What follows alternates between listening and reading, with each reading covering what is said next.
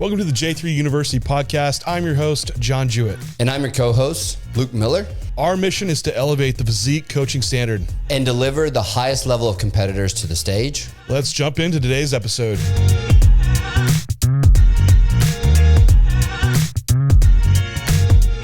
Tenets to a successful off-season.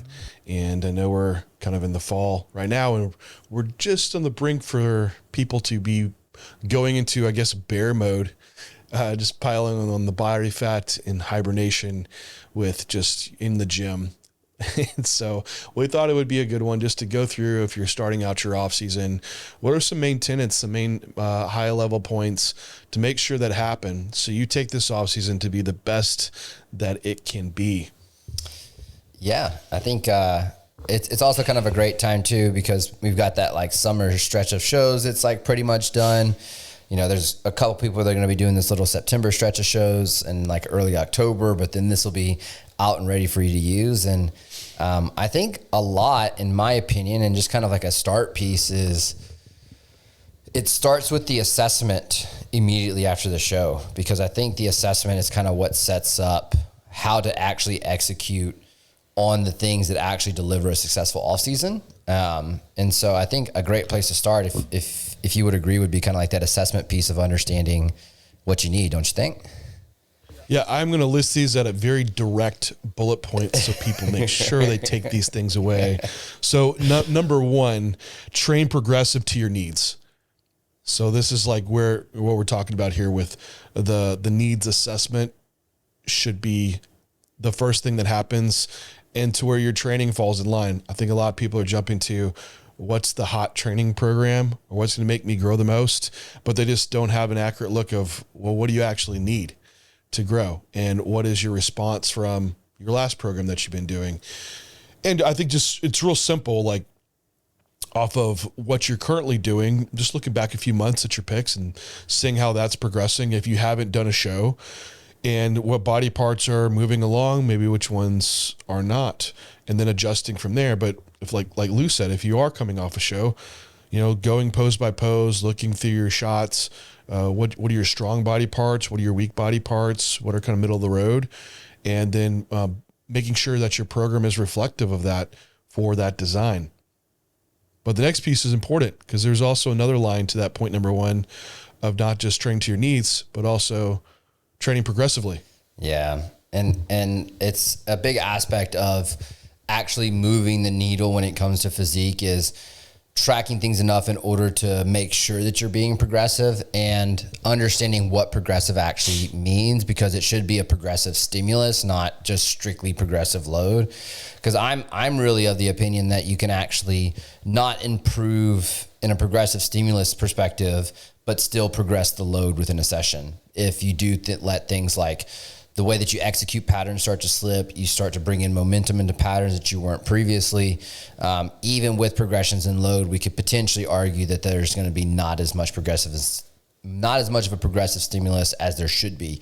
So there is a lot of bullet points to hit within progressive stimulus. That's going to, of course, be progressions in load and or reps. But maintaining that through an entire training block requires you to be very detailed with training video analysis and ensuring that stimulus is actually being delivered. And it's funny, like I have actually had clients use Instagram as a way to log this. Like a lot of us have businesses in this industry, so we track our training and we post about our training, and you can take a video of a pattern 8, 9, 10, 11 weeks ago and throw it up next to one that you just posted this past week. And if they don't look very similar, there might be a problem. I think that's a few important things that you brought up is, for one, just progressing stimulus. And a lot of time, I think your focus as a bodybuilder, because I would really kind of tee this off with saying, if you want to get big, you're going to need to lift big things and be like really strong. Like that's where you need to take this to. And I think that can get misconstrued, and absolutely that's still a thing. If you're bigger, you should be lifting bigger things in the gym. However, from a bodybuilding perspective, we want to be as accurate as possible within these lifts to direct that stimulus to where you want to grow. And like Luke's saying, like if you're swinging weights or shortening your range of motion, changing your lifted tempo, just to lift a bigger load, that doesn't mean you're getting a better stimulus. You actually could get less stimulus to the intended muscle. So from a bodybuilding area, like at least for my past year where I've made a ton of progress, I haven't been nearly as progressive in load and reps as what I have in the past, because I think I've just altered the lifts along the way. But my intention going into the gym is so focused on connecting with the muscle and making sure I'm training it, that I haven't got like incredibly strong, even though I'm the biggest I've ever been. But the intention's there. And of course, load and reps increase, but more as a side effect of being direct with the stimulus session to session. So I don't want anyone to hear this and think that you need to lift harder or more to force the stimulus up every time. That's not what that means. You absolutely could be lifting the same amount of sets. You can lift the same load and the same reps the next session and create the exact same type of stimulus that will spur on growth. And so there's a lot to be said around this. I know contextually that can be hard for people to grasp, but I want people to get away from the thought that you just need to add load and reps to the bar, because you really need to be able to have the adaptations from the last session to be able to do so. Those adaptations are not present in this session that you're in. To lift more load and reps, you're just going to have to either lift harder or change your form to do so. So this idea of moving up the logbook is more of your diagnostic tool that your last session was the correct stimulus to make that happen.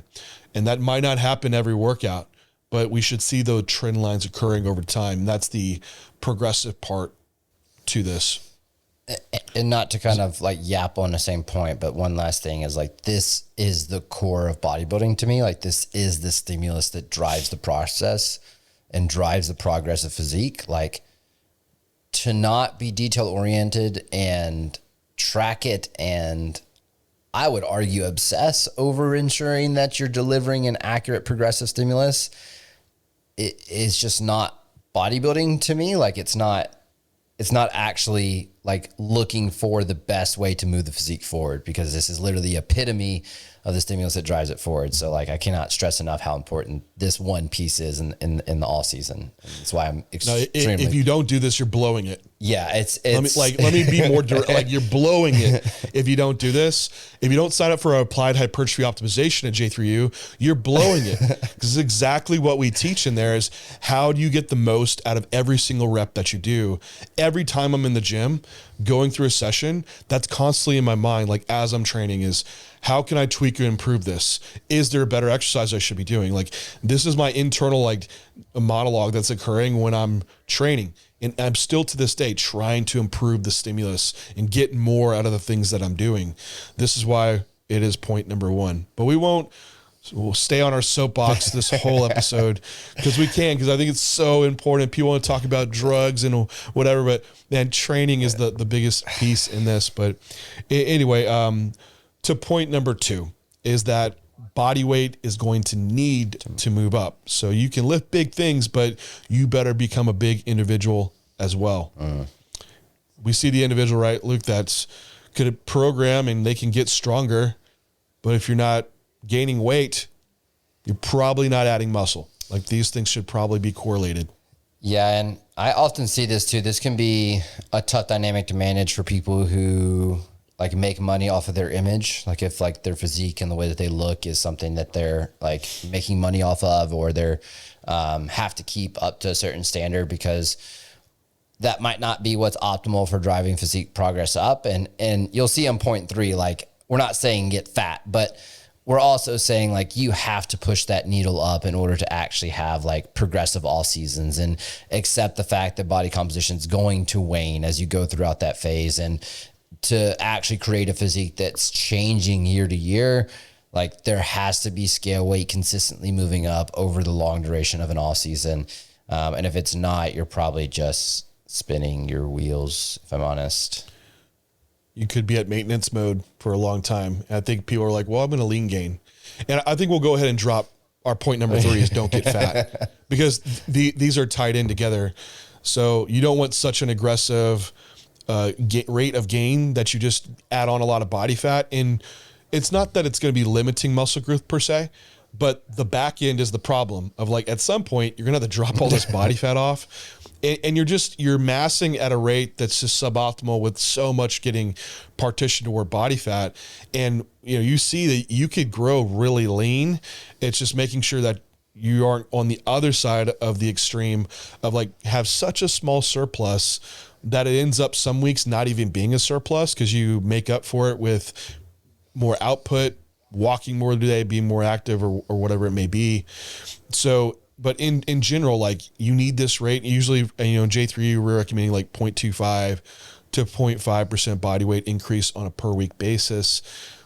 It's great if you have a very, tight schedule. You can track that easy, but this has come to a point of tracking is that you need to stay on your tracking, like your daily weights, looking at average weights, tracking your output. And we're going to get into some other points here about accuracy, but to make sure that these trend lines are moving across time.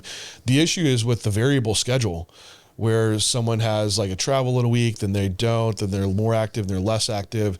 Those are the issues where intake starts, getting skewed in different ways, but comparatively to output, to where some weeks like are more weight gain than others.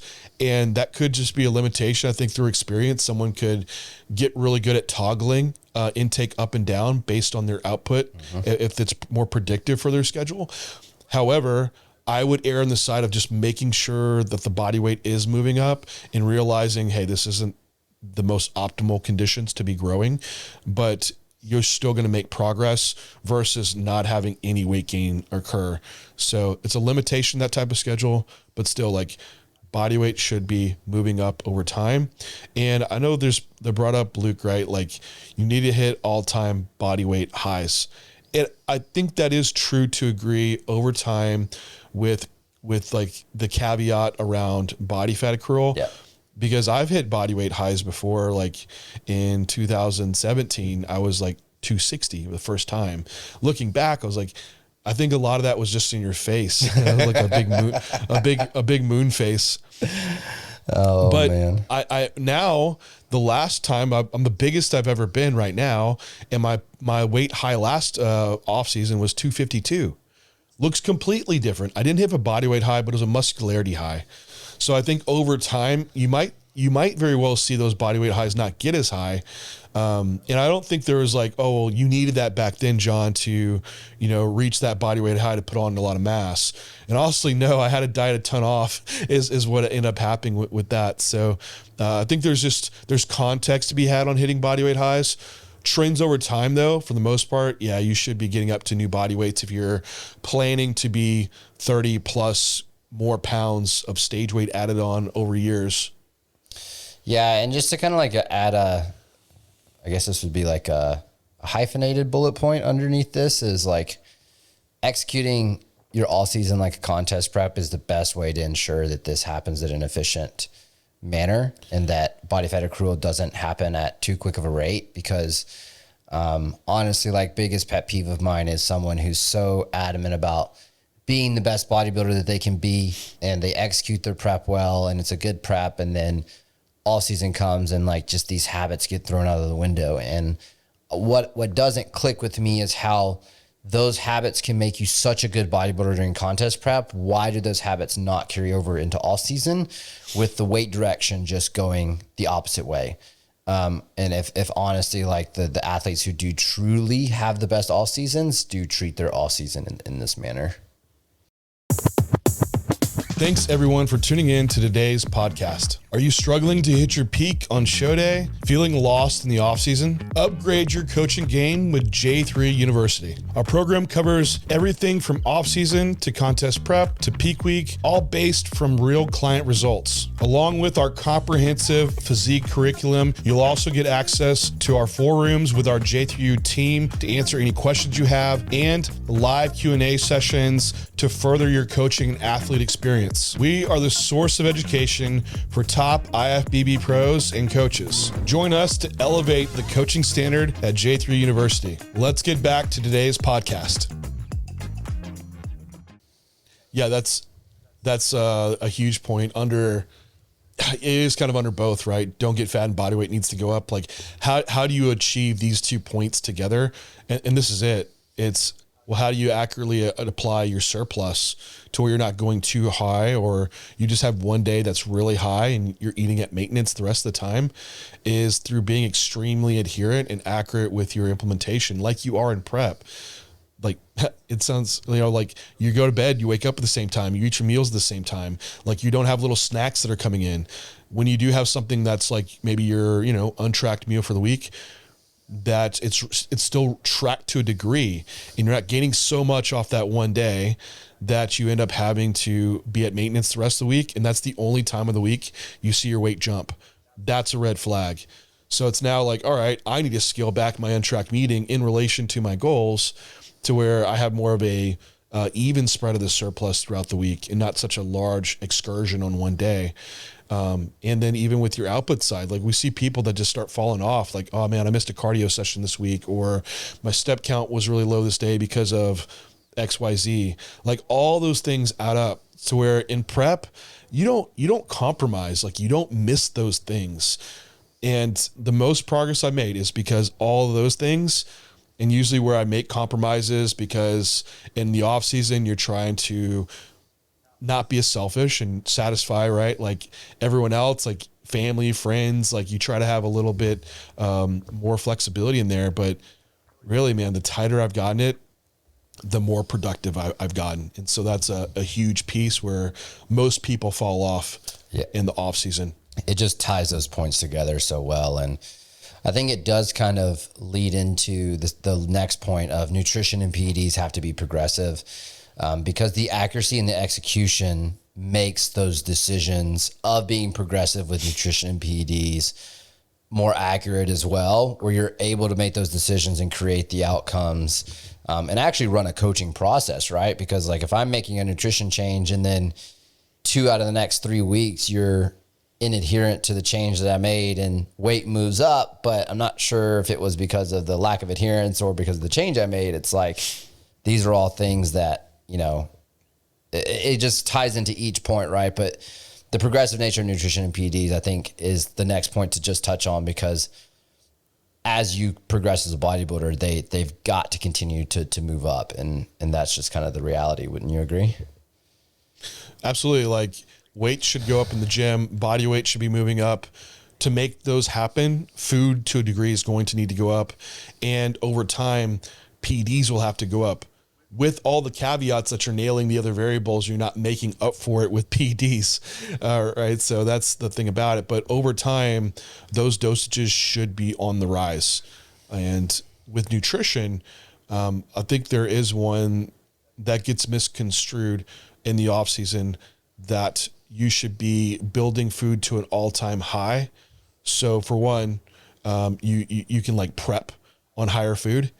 And I don't think that's what you should be doing in the off season. I think that's bad advice, because you can't necessarily just change your metabolic rate by just eating more food.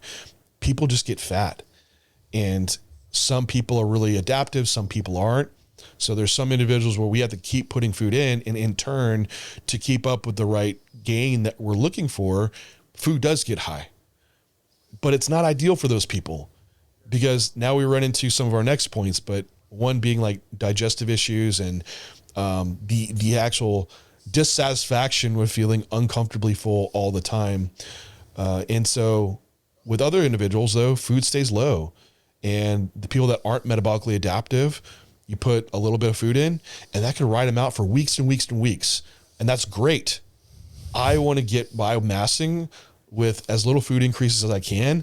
If I can grow and not have to add load and reps to the bar, that would be ideal, and use more drugs. Like you don't want to do those things, right? No. Imagine if you could just be like Ronnie Coleman. All you had to do was like squat 135 pounds all your bodybuilding career. You take 300 mgs of test, and you only need like 3,000 calories. You'd be like, yeah, this sounds pretty easy to do. Like, yeah, but it's not the reality of it, right? So, you should be using as much food as you need to facilitate that gain of rate, but do not chase food down, because that's getting to a point where you're going to run into issues and just get fat for a lot of people. So, and then on the PED side, what you find is a lot of people they have disagreed with what we have said. How dare they, about a total milligram amount or IU amount should increase to continue to grow at a previous rate that you've experienced.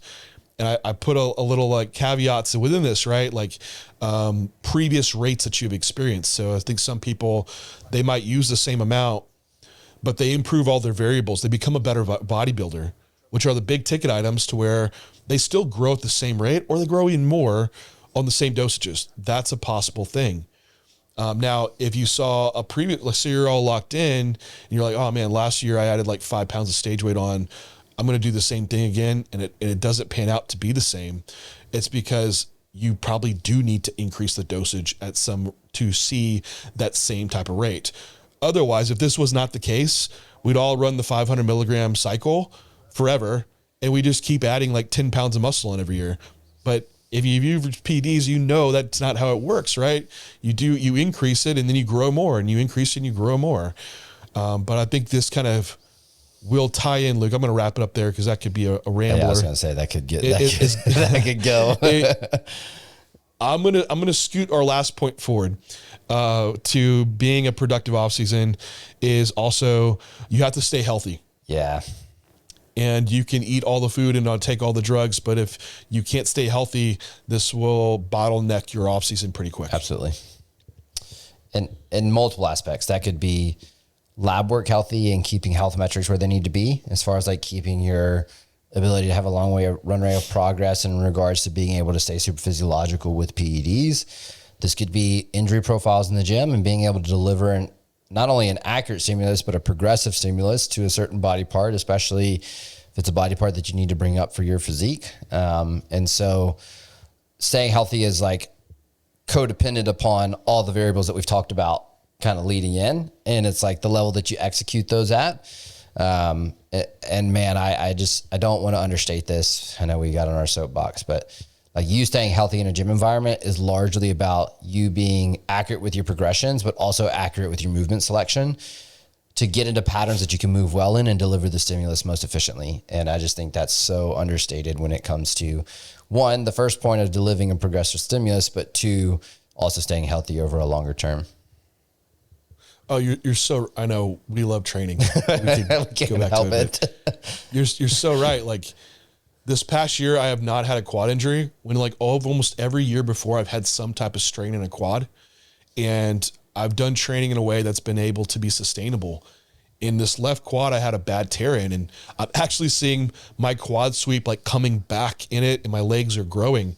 It's like, why? Well, for one, it's sustainable training. Like I'm able to just keep progressing in the gym and not get injured. Like this is a huge piece around it of your exercise you pick, how you sequence those exercises, and also keeping up with your recovery capacity. And this ties into health because I think this drops off huge for people. And maybe you start your off season off strong with some prep habits, but then they drop off, is managing sleep well. Sleep's a number one recovery tool, but also physical and mental stress. And I think this one's very underutilized, but I have guys that have so much extra work they take on in the off season that it fills up that stress bucket to where they don't have a lot of recovery capacity left for the training stimulus. And the mental stress, it does all accumulate into everything you're doing. When I say stress, it's not just like someone yelling at you kind of stress. It's like the constant mental grind of like working on a project or training on top of it, managing relationships, maybe your lack of sleep, like all this kind of compounds and takes away from your ability to recover.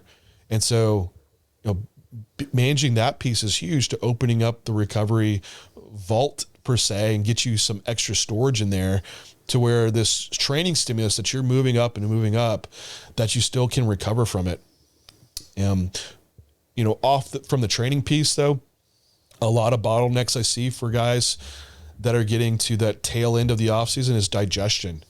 And this is one that like, you can get food really high and force feed food, bro, just choke it down. Like, no, like when I see that happen, that's when health markers go out the window. We start seeing guys just maintaining weight because they can't get their food down. And we quickly see like inflammation rise up. I see it manifest in all kinds of ways, like skin changes, lab work changes. and to where we're having to pull back and go into like a holding phase or a fat loss phase because we just can't keep food down. And a lot of reasons this happen is because of inconsistency in schedule. It's when I see guys where they're traveling a lot, food's moving around a lot, and they're having to like also bring in other macros and foods to make things work, that the lack of consistency is what's driving, for one, stress, which affects the GI, but then also just variety in food sources too that can be problematic. So I think another one that's underrated is the adherence and consistency and what it can do for digestive health and not running into those same type of bottlenecks as well. The last piece of the health is cardio. Now, if you're a natural bodybuilder, you have a lot of step count in your resistance training, this likely might not be as problematic for you. Again, this is person dependent, but if you're an enhanced bodybuilder, I see large benefits in keeping cardio in, not letting that drop off, from being able to maintain work capacity, manage your health metrics, and staying metabolically flexible for when you do move back into these cut phases, that fat loss is immediately never turned off to begin with. And within this health thing, and this is our last point to bring up, is maintaining waist control. If you're maintaining your digestion, you're eating the right food sources, you absolutely can keep that small waist in the off season to where you don't let it just stretch and get larger over time. And part of your routine that needs to be in place is continuing to do abdominal vacuums, even in the off season. I know so many people don't want to do this, but it's a primary one to keep that TVA strong and trained and maintain a waist. So these are our tenets for the off season. If you think of an extra one that you want to add, leave it, comment it down below. And keep in mind, we'll have a new off-season module coming up very soon. So check that out in J3U Level 1. Thank you all for tuning in, and we'll talk to you next time.